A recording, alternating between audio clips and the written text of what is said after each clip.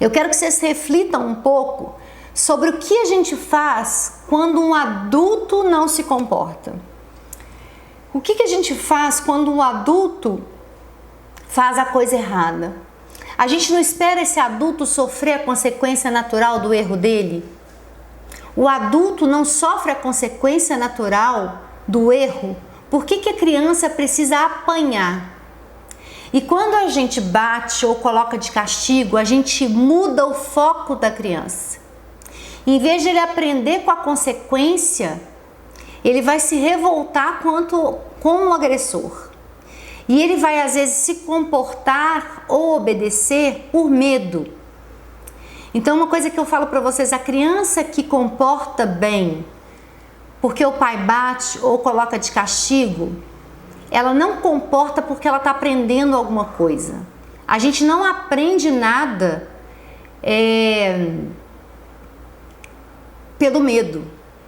O medo é o medo. Então a criança não vai repetir aquele comportamento porque ela está com medo, tá? E a criança que está na disciplina positiva, ela não repete o comportamento com o tempo, efeito a médio e longo prazo, algumas crianças a curto, porque ela aprendeu que aquilo tem uma consequência natural e ela não quer sofrer aquela consequência.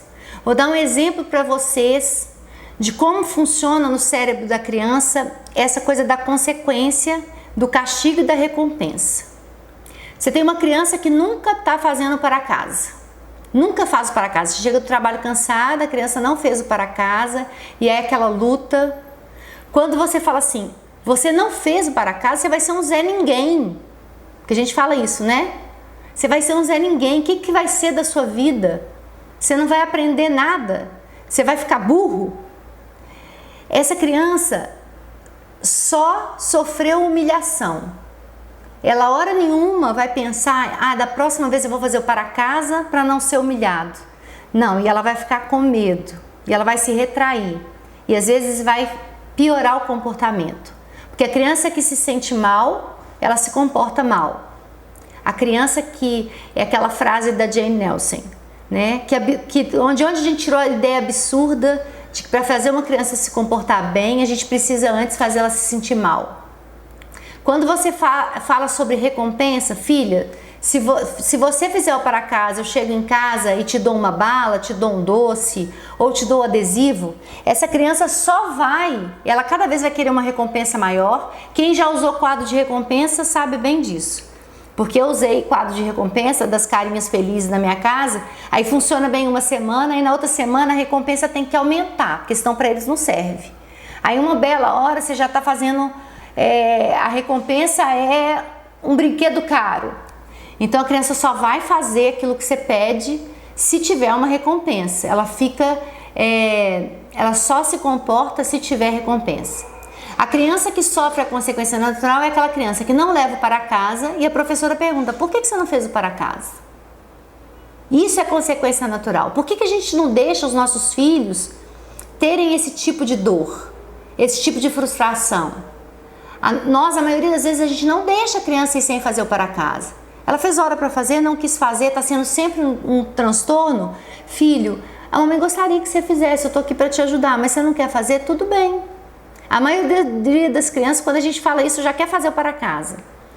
Mas tem criança que vai para a escola sem fazer. Aí a professora vai falar. E a consequência natural é essa. Ele vai ser repreendido na escola, a professora vai falar, tem que fazer o para casa.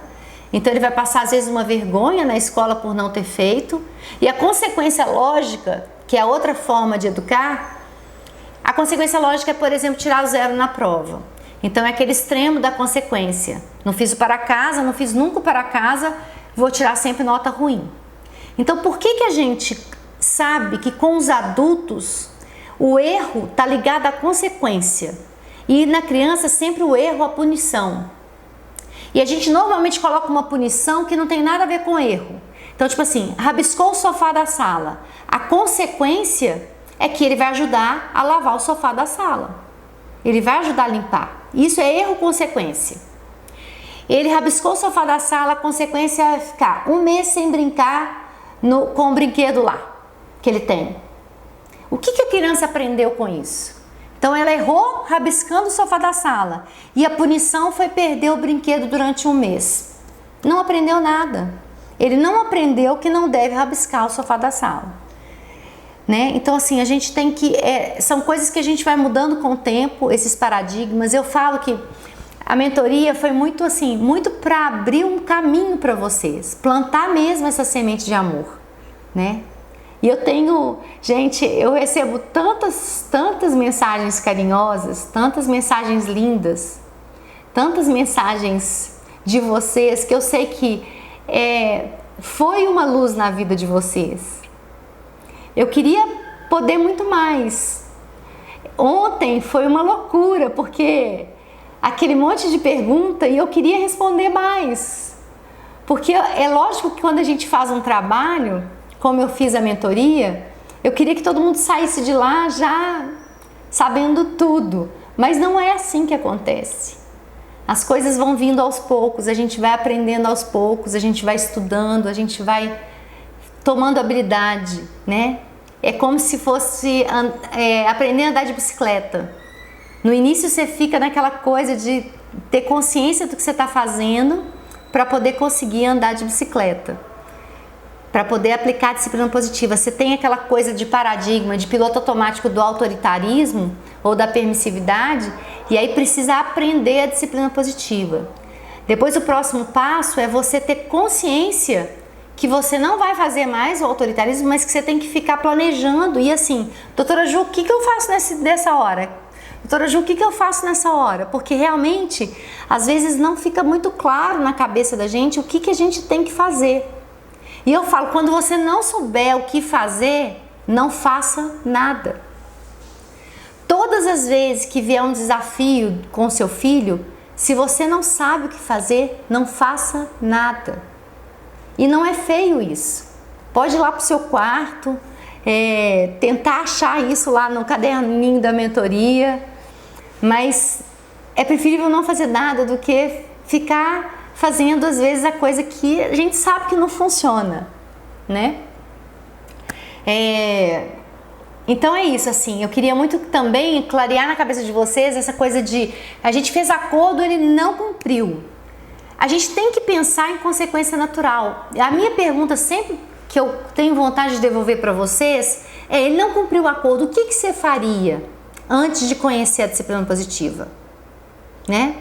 Você ou usaria de castigo, ou usaria de palmada, ou não faria nada, né? E os acordos estão lá para a criança criar autodisciplina. Então ela tem que ver, os acordos são feitos na minha família, a minha família toda colabora e eu preciso colaborar. A gente não tem que ficar sonhando com uma criança obediente, a gente tem que sonhar em ter filhos que colaboram.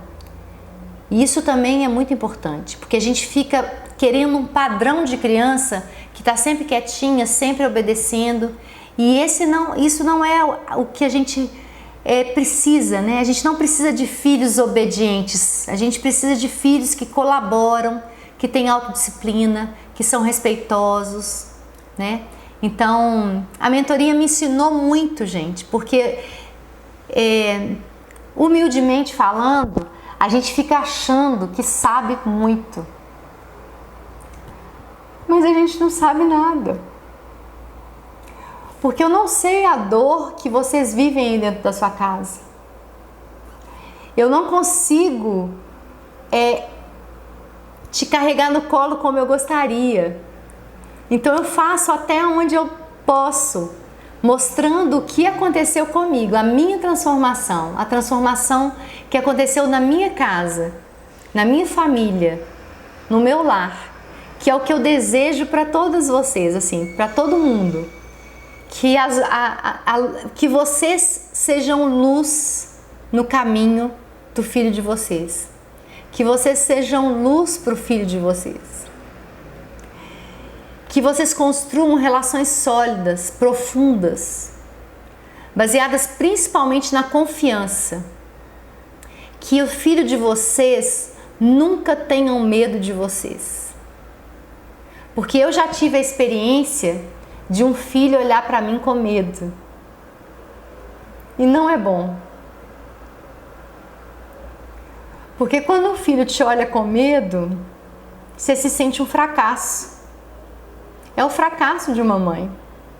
Porque a figura que ele mais tem que se apoiar, que ele mais tem que confiar, que ele mais tem que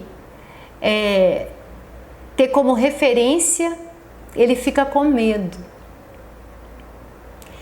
Outra coisa que a gente sabe que os estudos mostram é que a punição e as palmadas estão relacionadas com crianças que depois têm mais problemas psicológicos.